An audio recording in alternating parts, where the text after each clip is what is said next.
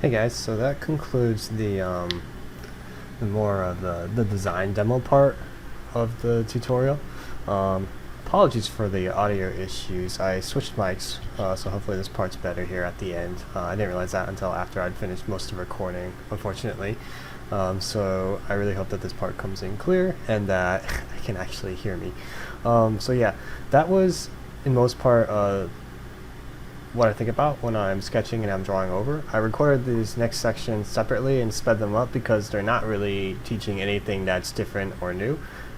I just go in and I start adding a couple more details, which brings me to an important point that a lot of time when you're doing work, you're not necessarily doing it all in one sitting. You know, you're going to work for like maybe a couple hours and you're going to go on lunch break or whatever it is, or have a meeting or something like that. And you could show stuff that's work in progress, obviously, but a lot of times you're going to come back to your designs having thought about it for a while and having some different ideas. So that first demo took me about an hour to do, and this is me coming back after that, just thinking like, oh, maybe I could add a couple more horseshoe crab-like shapes and objects that are just very obvious to kind of tie it back in, and just cleaning up some detail level. And I keep the sketch pretty rough for the most part. And then after that, I decided that like line sketches are good and all that, but for me personally, I wanted to show you guys something just a little bit more because it's great for developing your own like ideas and stuff like that in these rough sketches, and you could show these to your art director or whatnot. But I wanted to kind of give you something that might be, I guess, a little bit more like professional level kind of concept art stuff. So you'll see me, I do one more design here at the end where, because I was looking at the sketches earlier and I was thinking I have a good range of like mild and medium and spicy, but I wanted to do one that was like really far out there. So you'll see me kind of do another quick design. Nothing really changed, of course. It's the same thinking process of pulling from shapes and pushing and pulling ideas and proportions. And I wanted to go with something a little bit more warlike, kind of like the one I did in the second one, letter B, and just try to push that to an extreme and come up with something cool.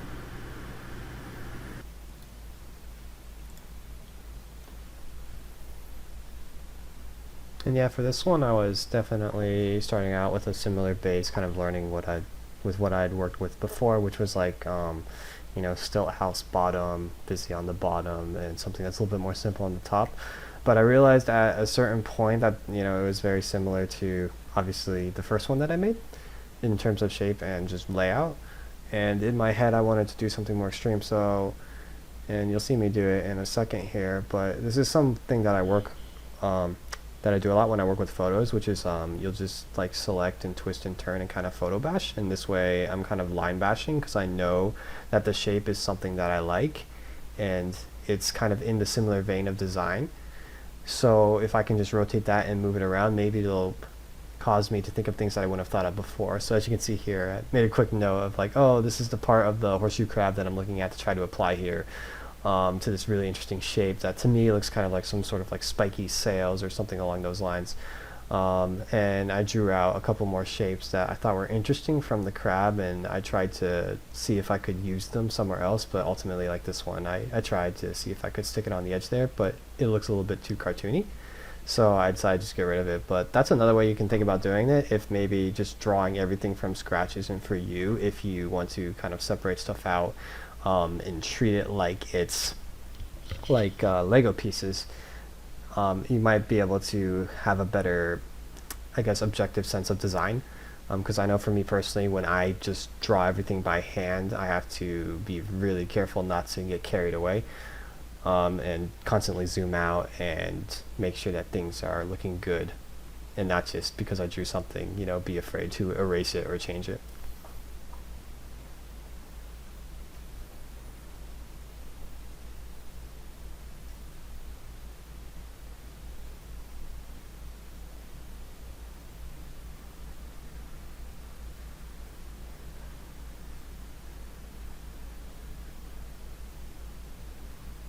And so here I'm thinking about like really breaking and pushing out of the silhouette. Maybe it's like a bunch of sails on a mast or something like that. and you have parts of the mast that are really jutting out that kind of remind us of the spikes of the horseshoe crab. And I like the idea of kind of like a war tent or something like that, so I was definitely trying to push that aesthetic again. I was even playing with the idea of there being something like a entrance at the bottom area underneath that maybe you could go to, and that they, seeing how they're on the water and that's kind of part of the village aesthetic, and the docks and all that kind of thing, that maybe, thinking about a way that they could have that in a more interesting way. Like maybe they access it through the bottom, or maybe it's safer to go through underneath instead of the docking at the top and approaching on the dock above.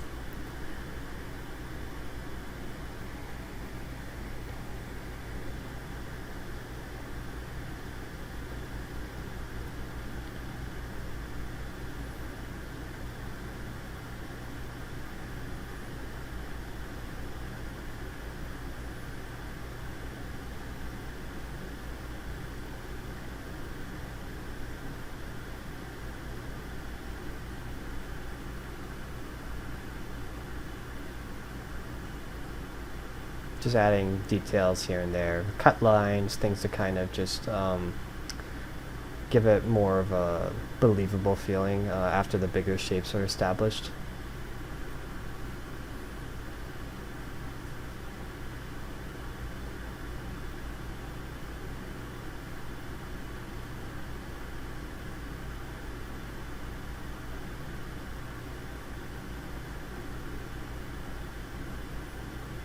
Yeah, added it in there to the lineup as the fourth one, and was like, okay, this one's like a really big like command center ward 10, and here I'm thinking about, okay, how can I make this more presentation worthy, because sketches are great and all that, but even your sketches, if you can sometimes, if you're someone like me where your line work isn't necessarily the strongest point that you have going for you, and I could spend another like hour or two cleaning it up, but say this is on the job and I don't have time to necessarily do that, and it's like it's really rushed, there's other ways that I can show more information without having to necessarily draw it, and in this case, because it's in Photoshop, it's so easy to add values and use that to my advantage to kind of create separation and just show a little bit more of the form and what it's doing, and give it a little bit of three-dimensionality to it, and show like insets and doorways, using like accents, which are like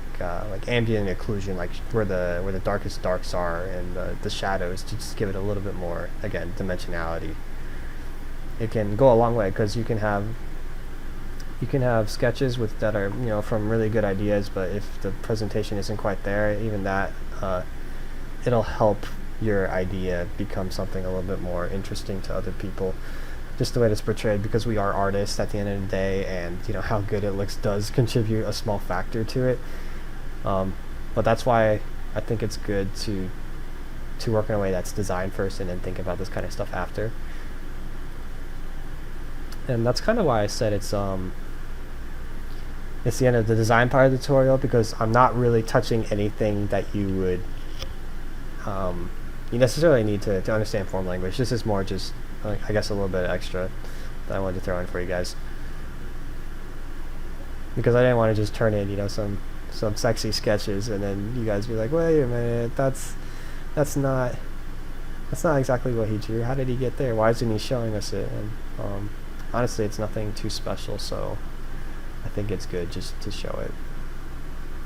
Here I'm using the pen tool, because a great way to kind of quickly grayscale paint stuff is to select the silhouette and then paint inside of it. So that's what I'm doing here, and I'm going back and I'm erasing out some of the edges.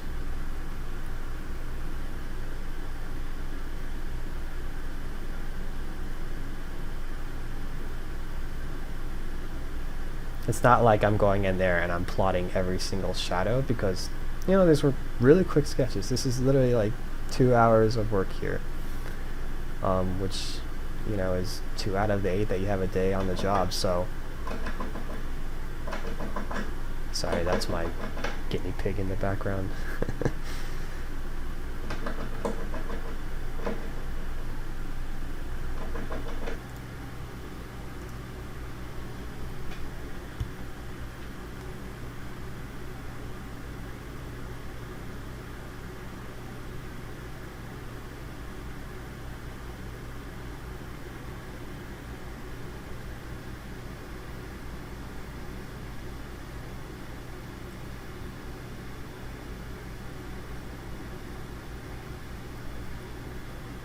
I'm just using the lasso tool, the polygonal lasso tool, to select certain edges, just to give me a bit more time to create edges that are really clean, as opposed to going in there and drawing and painting it myself and erasing it, even though you do see me do that over here in some areas.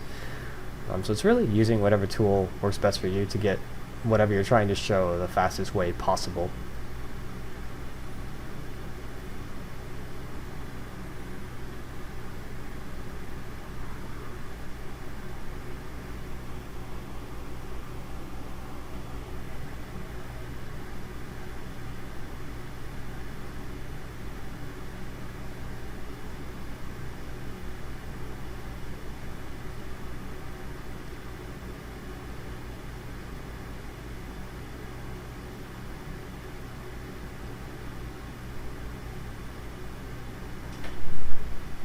So yeah, it's about showing form and detail and that kind of thing, but it's also about adding in another layer of just of value that creates a more interesting image, instead of it just being a flat line drawing.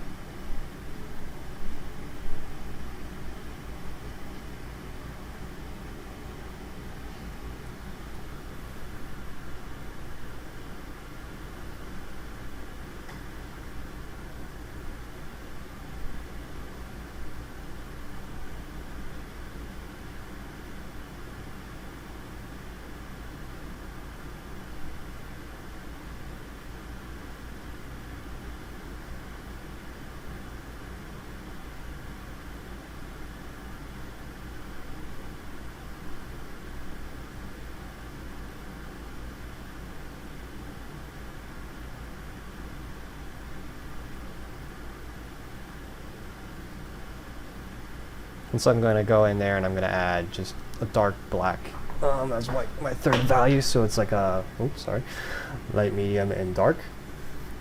Create more contrast and leverage that to create a more interesting image.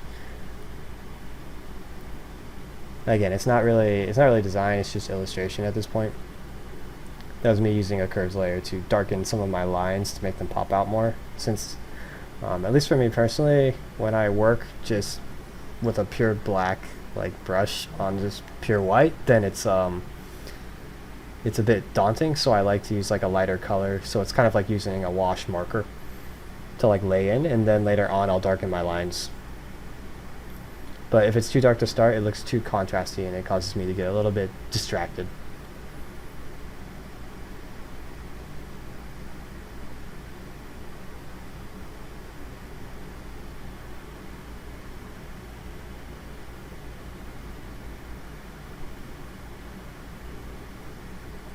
So I'm really trying to show like the underside of things and the ambient occlusion. I'm also thinking in terms of just the graphic read of it.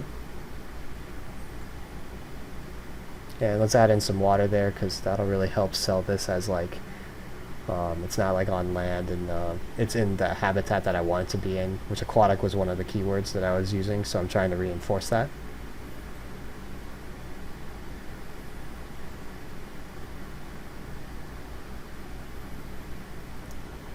Playing around with different ways so I can maybe show that that's water and it doesn't just read as like a ground plane.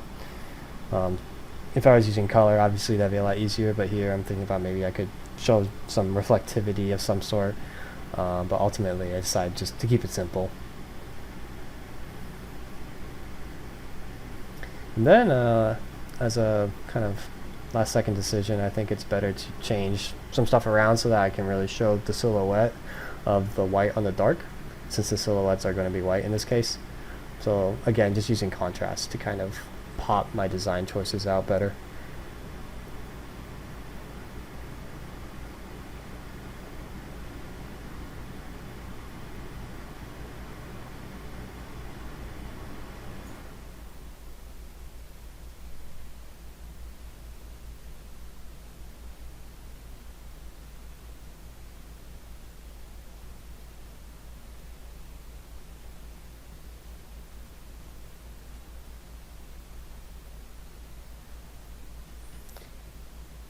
And this is just a personal decision of mine, but Stylistically, I like it when it shows a little bit of some of the rougher brush strokes. I think it's like a cool graphic look. So, and I've been doing it a lot at work, so I've been trying to implement it more into personal work. So in this case, I'm kind of using that black accent to kind of show a little bit of style as well.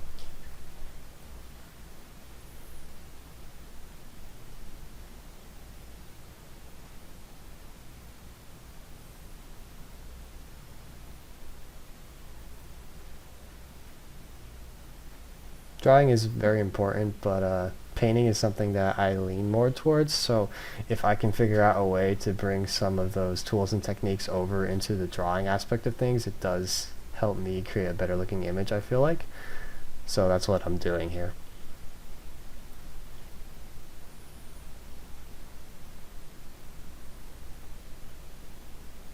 So yeah, guys, that about wraps it up. Um, I hope you enjoyed the demo and hope you learned something.